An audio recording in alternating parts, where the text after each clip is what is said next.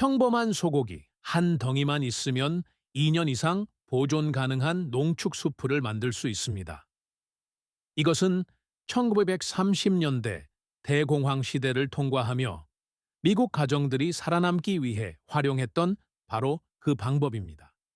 그 당시 상점 선반은 완전히 비어 있었고 사람들은 가장 기본적인 생필품을 살 돈조차 없었습니다. 단 세 가지 간단한 재료만으로 단 60초 만에 따뜻한 수프 한 그릇으로 변하는 큐브 하나를 만들 수 있습니다. 오늘 저는 90년 전 사람들이 의지했던 것과 똑같은 종합적인 기술을 시연해 보이겠습니다. 우선 두꺼운 지방층이 특징인 1.5파운드의 뼈가 붙은 소고기를 준비했습니다. 왜 하필 이 부위가 필요한지 궁금하실 것입니다. 이 과정에는 지방과 뼈가 모두 필요하기 때문입니다. 지방은 필수 칼로리를 나타내며 필요한 풍미를 제공합니다. 뼈는 필수 미네랄과 콜라겐의 농축권 역할을 합니다.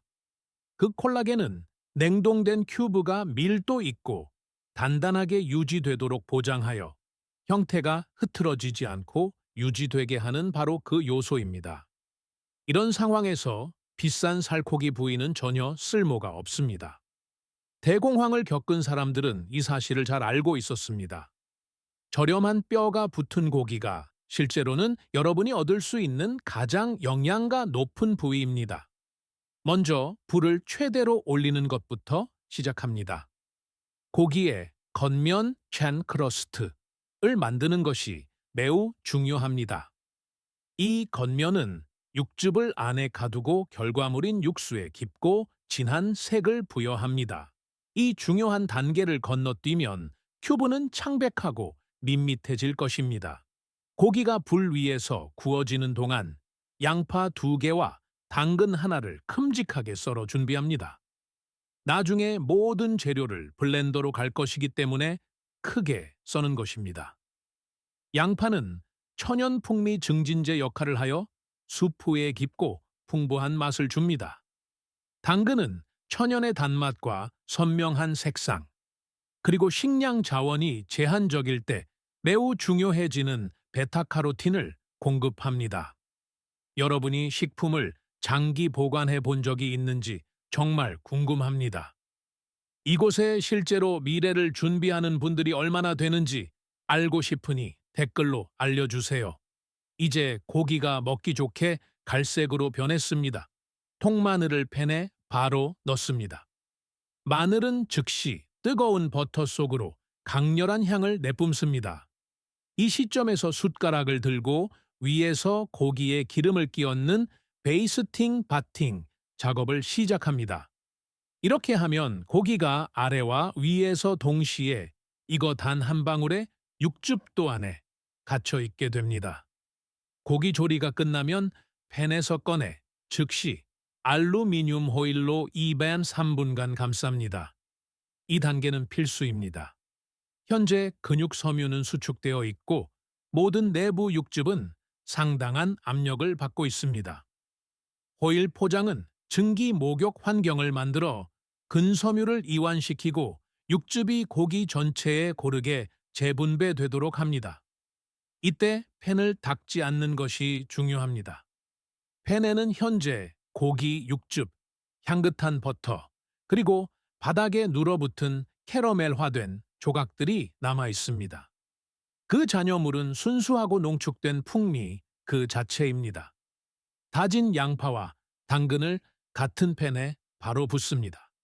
채소가 익는 동안 호일을 벗기고 고기를 작은 덩어리로 자르기 시작합니다. 이 조각들은 볶은 채소와 함께 블렌더에 넣습니다. 왜 돼지고기 대신 소고기를 사용하는지 물으실 수도 있습니다. 소고기는 철분, 아연, 콜라겐 함량이 더 높은데 이는 제한된 식단에서 흔히 결핍되기 쉬운 영양소들입니다. 또한 소고기 지방은 훨씬 단단하여 큐브의 형태를 더 잘 유지하게 해주며 냉동 보관 시 돼지고기만큼 빨리 산패되지 않습니다. 돼지고기는 부드럽고 지방이 더 많지만 생존 상황에서는 소고기가 훨씬 더 영양가가 높습니다. 이제 남은 뼈를 살펴봅시다. 어떤 상황에서도 이것들을 버리지 마세요. 이 뼈들을 12시간 이상 끓이면 관절과 결합 조직을 재건할 수 있는 콜라겐 농축액을 추출할 수 있습니다. 그것은 그 자체로 완전히 별개의 생존 레시피입니다. 만약 이 영상의 좋아요가 500개에 도달하면 카메라 앞에서 그 특별한 뼈 레시피를 보여드리겠습니다. 지금 바로 좋아요 버튼을 눌러 카운터가 목표에 도달하도록 도와주세요. 구운 채소를 팬에서 블렌더로 옮깁니다. 혼합물이 자유롭게 움직일 수 있을 만큼만 뜨거운 물을 붓고 완전히 부드러워질 때까지 갑니다. 저는 이런 전통적인 레시피들이 전 세계로 얼마나 멀리 퍼져나가는지 보는 것이 항상 즐겁습니다. 어디서 시청하고 계신지 댓글로 남겨주시고 여러분 나라의 국기를 보여주세요. 다음으로 소고기 덩어리를 블렌더에 넣고 모든 것을 다시 한번 갑니다. 목표는 모든 것이 하나의 두껍고 균일한 덩어리가 되는 것입니다. 혼합물이 너무 걸쭉해서 블렌더가 돌아가기 힘들다면 물을 아주 조금 더 추가해도 됩니다. 우리는 형태를 유지할 수 있는 걸쭉한 죽 같은 농도를 원합니다. 그런 다음 소금 3티스푼을 넣습니다. 이 레시피에서 소금은 단순히 맛을 위한 것이 아니라 필수적인 보존제 역할을 합니다. 소금과 냉동 과정의 결합이 이 큐브들을 2년 이상 신선하게 유지해주는 비결입니다. 블렌더가 없더라도 걱정하지 마세요. 날카로운 칼을 사용해 고기와 채소를 가능한 한 잘게 다지면 됩니다. 모든 것을 철저히 섞고 혼합물을 틀에 넣어 누르세요. 질감은 약간 거칠겠지만 풍미와 유통기한은 정확히 동일할 것입니다. 베이킹 접시를 가져와 바닥에 아무것도 달라붙지 않도록 유황 종이 호일을 조심스럽게 깝니다. 준비된 혼합물을 접시에 붓고 평평하게 펴니다. 두께는 0.5인치에서 1인치 사이가 되어야 합니다. 일정한 두께를 유지하는 것이 중요한데 그래야 균일한 큐브를 얻을 수 있기 때문입니다. 접시를 냉동실에 약 2시간 동안 넣어둡니다. 그때쯤이면 덩어리가 깔끔하게 잘릴 만큼 단단해지지만 아직 완전히 딱딱하게 얼지는 않은 상태가 됩니다. 2시간 후 냉동실에서 꺼냅니다. 형태가 완벽하게 유지되는 것을 볼 수 있습니다. 냉동실에서의 시간 덕분에 혼합물이 아주 깔끔하게 잘리는 단단하고 밀도 있는 블록으로 굳어졌습니다.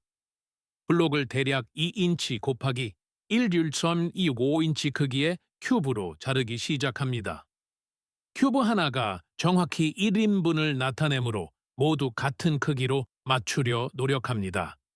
더 큰 큐브는 더 많은 양이 되고 작은 큐브는 적은 양이 됩니다.